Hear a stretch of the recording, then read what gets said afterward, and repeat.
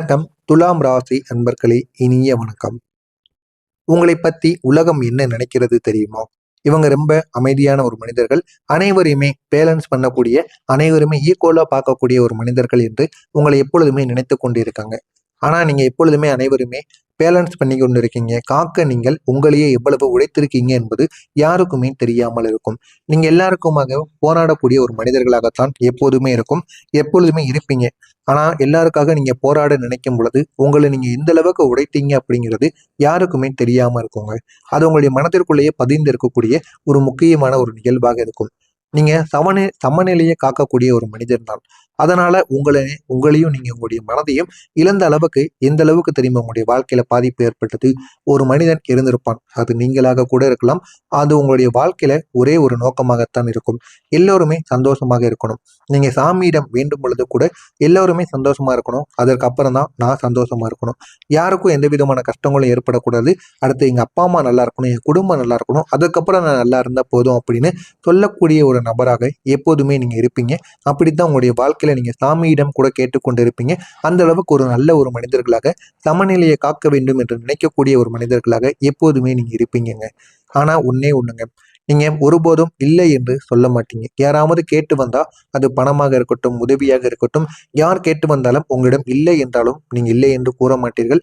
எப்படியாவது அவங்க கேட்டதை உடனடியா நீங்க ரெடி பண்ணி கொடுப்பீங்க. ஏன் அப்படின்னா நீங்க ரெடி பண்ணி கொடுத்ததும் அவங்க சந்தோஷப்படுவாங்க அல்லவா? அதற்காண்டி நீங்க எந்த விதமான அளவுக்கு வேண்டுமானாலும் போவீங்க. அப்படிப்பட்ட ஒரு நபராக எப்போதுமே நீங்க இருப்பீங்க.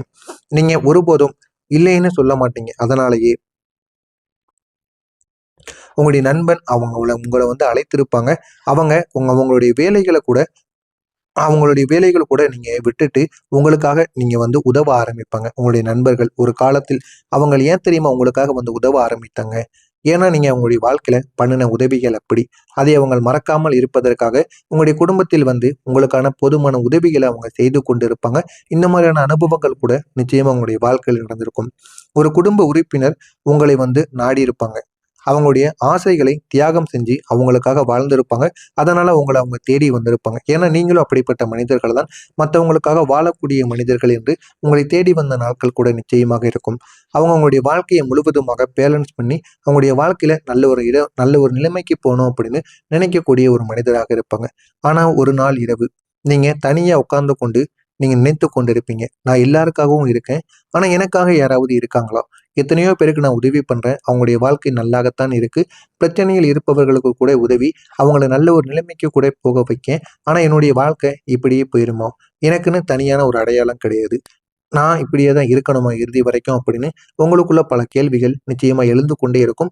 இரவு நேரம் ஆகிவிட்டது. அதுவும் தூங்கக்கூடிய நேரங்கள் ஆகிவிட்டாலே இந்த மாதிரியான சில எண்ணங்கள் உங்களுடைய மனதிற்குள்ள ஓட ஆரம்பித்துவிடும். அதற்கான பதில் கிடைக்காம சில சுத்திய நாட்கள் கூட நிச்சயமா உங்களுடைய வாழ்க்கையில நிச்சயமாக இருந்திருக்கும்.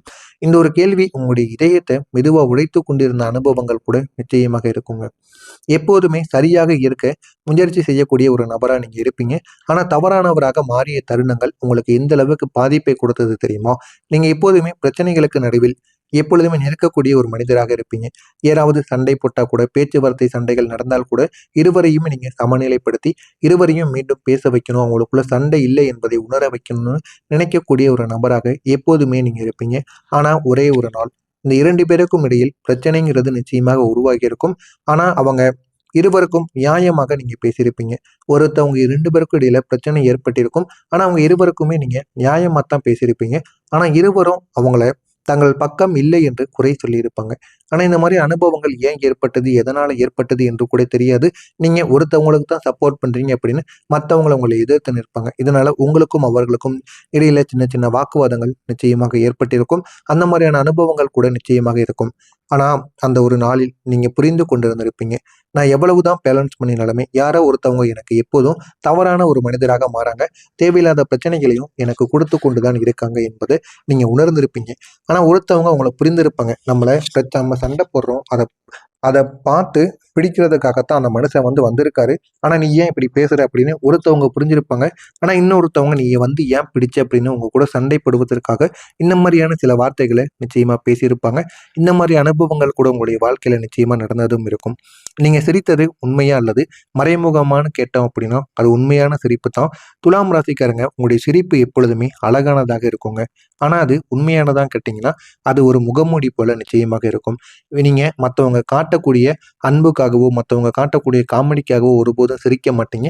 உங்களுடைய உள்ளுக்குள்ள இருக்கக்கூடிய கவலைகளும், நீங்க மறைத்து வைத்திருக்கக்கூடிய கஷ்டங்களும் வெளியில் தெரியக்கூடாது என்பதற்காக மட்டுமே நீங்கள் ஒரு போலியான ஒரு சிரிப்ப போட்டுக் கொண்டிருப்பீங்க. நீங்க உங்களுடைய வேதனைய மறைக்க நீங்க சிரிக்கக்கூடிய ஒரு நபராக எப்போதுமே இருப்பீங்க. யாராவது நீங்க ஓகேவா இருக்கியா? அப்படின்னு கேட்டா கூட, நீங்க உடனே ஆமாம் நல்லாத்தான் நான் இருக்கேன். எனக்கு என்ன கவலை? எனக்கு என்ன பிரச்சனை இருக்க போது? அப்படின்னு அவங்கள மறுகேள்வி கேட்க முடியாத அளவுக்கு பதில் கூறி விடுவீங்க. ஆனா, அந்த ஆமாம் என்பதற்குள் 100 கண்ணீர் துளிகள் நிச்சயமாக மறைந்திருக்கும். நம்ம இவங்களிடம் கூறிறலாமா? நம்முடைய ஆசைகளையும், நம்மளை பத்தியும் புரிந்து கொண்ட ஒரு நபர் இவர்தான் என்று உங்களுடைய மனதிற்குள் தோன்ற ஆரம்பிக்கும். இருந்தாலும் நீங்கள் எதையுமே கூற மாட்டீங்க. கூறாமலே வாழ்ந்து கொண்டும் இருப்பீங்க. அன்பு கொடுத்தவங்களுக்கு கிடைத்த 5 வழி என்ன தெரியுமா? நீங்க எல்லாரையுமே சமமா பார்த்திருப்பீங்க. அதனால யாரும் உங்களுக்கு எந்த அளவுக்கு உங்களுக்கு மதிப்பும், எந்த அளவுக்கு உங்கள் மீது பிரியாரிட்டியும் குடுத்திருக்க மாட்டாங்க. நீங்க உங்களுடைய மனதை முழுவதையும் குடுத்திருப்பீங்க. ஆனா, அவங்க அதை ஒரு ஆப்ஷனா மட்டும் தான் பார்த்திருப்பாங்க. நீங்க பிரச்சனைகள சரி பண்ணியிருப்பீங்க. ஆனா, உங்களுடைய பிரச்சனைகளில யாருமே இருந்திருக்க மாட்டாங்க. நீங்க சண்டைகள சமாதானப்படுத்தியிருப்பீங்க. ஆனா, உங்களுடைய மனசு உடையும்போது யாருமே சரி செஞ்சிருக்க மாட்டாங்க. நீங்க எல்லாத்துக்காகவும் எப்படி சந்தோஷமா இருக்கணும் அப்படின்னு எல்லாத்தையுமே சொல்லிக் குடுத்திருப்பீங்க. ஆனா, உங்களுக்குன்னு ஒருபோதும் எந்த விதமான சந்தோஷம் என்பதும் கிடைக்காம இருக்கும். இந்த மாரியான அனுபவங்கள் நிச்சயமா உங்களுடைய வாழ்க்கையில நடந்திருக்கும். இது நடந்ததா இல்லையா என்பதை கமெண்ட் வாயிலாக கூறுங்கள். இனிமே என்ன நடக்கப் போவது என்பதை பற்றி தெரிந்து கொள்ள மறக்காம நம்முடைய சேனலுக்கு நீங்க புதிய பார்வையாளராக இருப்பின் மறக்காம பார்த்து தெரிந்து கொள்ளுங்கள். வரக்கூடிய இந்த ஒரு நாளுக்கு பிறகு உங்களுடைய வாழ்க்கையில மிகப்பெரிய ஒரு திருப்பம் என்பது நிச்சயமாக உருவாகும். இதுவரைக்கும் நீங்க பேலன்ஸ் பண்ணி உங்களையே நீங்க இழந்திருப்பீங்க. ஆனா இனிமே நீங்க உங்களை முன்னிலைப்படுத்தி போக போறீங்க. அந்த அளவுக்கு உங்களுடைய வாழ்க்கையில ஏகப்பட்ட மாற்றங்கள் என்பது நிச்சயமாக நடக்க ஆரம்பிக்கும். வரக்கூடிய இந்த ஒரு நாளுக்கு பிறகு 5 அளவுக்கு பெரிய மாற்றங்கள் என்பது நிச்சயமாக உண்டாகும். நீ இல்லை என்று சொல்ல கற்றுக்கொள்வீங்க. அது உங்களுடைய சுதந்திரத்தின் ஒரு ஆரம்பமாக இருக்கும். நீங்கள் இதுவரைக்கும் யாராவது கேட்டோம் அப்படின்னா, நம்ம இல்லை என்ற ஒரு வார்த்தை உங்களுக்குள்ள வராது. ஏதாவது ஒண்ண எப்படியாவது நீங்க ரெடி பண்ணி குடுப்பீங்க. அது பணமாக இருக்கட்டும், உதவியாக இருக்கட்டும், அவர்கள் கேட்ட இடத்திற்கு செல்வதாக இருக்கட்டும், யார் என்ன கேட்டாலும் நீங்க இல்லை என்று கூறாம, அவங்களுக்கு வேண்டியதை நீங்க உடனே ரெடி பண்ணி குடுப்பீங்க. அப்படிப்பட்ட ஒரு நபராகத்தான் நீங்கள் இதுவரைக்கும் வாழ்ந்து கொண்டு வந்தீங்க. ஆனா இனிமே யாராவது உங்களிடம் கேட்டாங்க அப்படின்னா, நீங்க உடனே உங்களிடம் இருந்தால் இருக்குன்னு கூறுவீங்க. இல்லை என்றால் இல்லை என்று நீங்கள் கூறிவிடுவீர்கள். அப்படிப்பட்ட ஒரு நபராக நீங்க மாற ஆரம்பிப்பீங்க.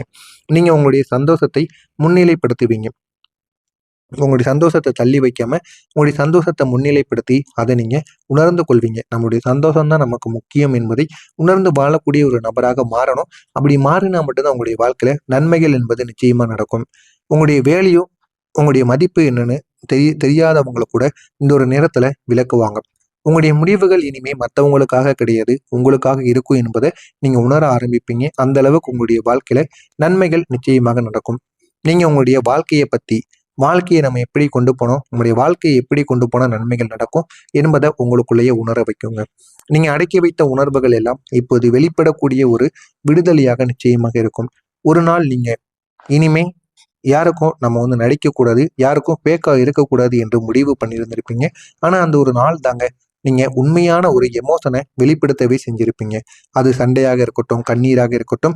ஆனா இதுதான் உங்களுடைய சந்தோஷமான ஒரு வாழ்க்கையில நிச்சயமாக இருக்கும். மனதிற்குள் எந்த விதமான கவலைகளும் இல்லாம நீங்க நிச்சயமா உணர ஆரம்பிச்சிருப்பீங்க. இந்த மாதிரியான அனுபவங்கள் கூட நிச்சயமா உங்களுக்குள்ள உருவாக்கியிருக்கும். உருவானதா இல்லையா என்பதை மட்டும் கமெண்ட் வாயிலாக கூறுங்கள். இது உங்களுக்கு மிகப்பெரிய அளவுக்கு ஒரு நன்மையை தேடி கொடுத்திருக்கும். நீங்க விலகும் மனிதர்கள் வரக்கூடிய உண்மைகள் என்ன தெரியுமா? நீங்க உங்கள மாத்த ஆரம்பிச்சதும் சில நபர்கள் உங்களுடைய வாழ்க்கையை விட்டு விலகி இருப்பாங்க. ஏன் தெரியுமா? உங்களால இனிமே அவங்களுக்கு எந்த விதமான நன்மைகளும் நடக்காது. அவங்களுடைய காரியங்களும் இனிமே உங்களால நடக்காதுன்னு தெரிந்த உடனே, நீங்க நல்ல ஒரு மனிதராக மாறியதும், அவங்க உங்களுடைய வாழ்க்கையை விட்டு விலகி போயிருப்பாங்க. ஆனா அவங்க விலகியது உங்களுக்கு ஒரு தோல்வி போல தெரியவே தெரியாது.